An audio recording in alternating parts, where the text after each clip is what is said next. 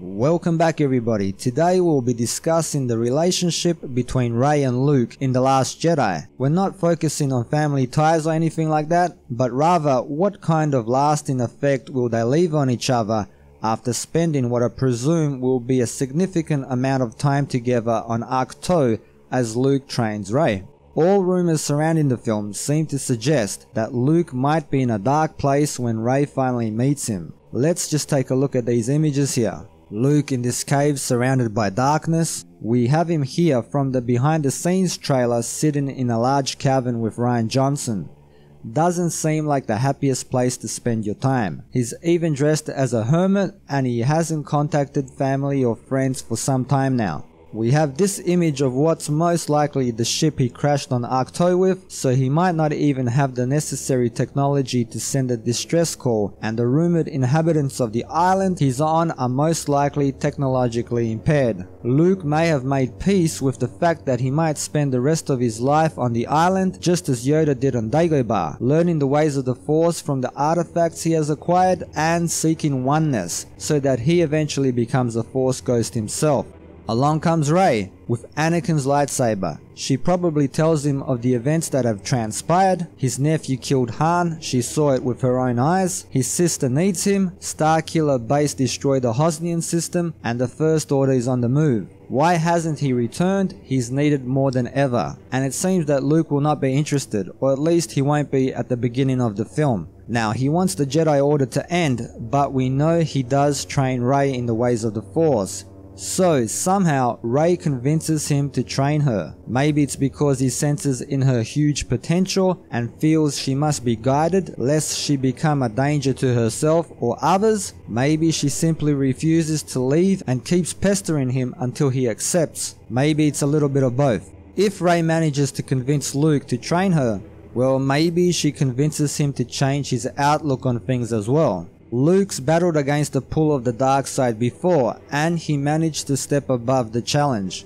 That's why he was such a great hero. He did what Anakin failed to do, and that's to stay on the right path even when everything around you seemed to be going wrong. Not to give in to temptation and take what seemed the easiest solution to solve your problems at that time. After everything he's been through, including the destruction of his academy, we still don't know who he could have lost in that fire.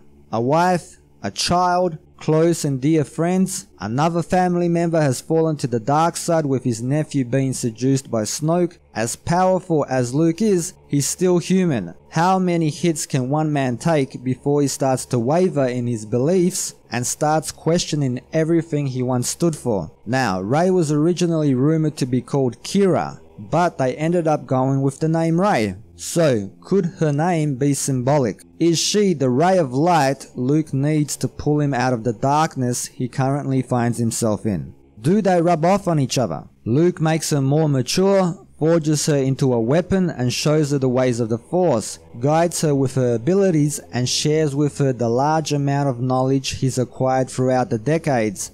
And Rey rejuvenates him with her presence, her youth, her naive outlook on things, and reminds him of himself when he was younger and full of hope, willing to do anything to save his friends and redeem his father. Both characters grow from their experience together and set off on their new paths. Rey goes to help out her friends and the Resistance, and Luke is rumored to set off by himself to face Snoke. It would be a wonderful way to merge the two generations together and do both Luke and Rey justice. Rather than Rey being a Mary Sue, Rey would have earned the respect from the older generation of fans by bringing Luke back and by training hard. And the newer generations will grow to admire her in the adventures that still await her going forward. It's the trials and tribulations of a character that make you deeply care about them.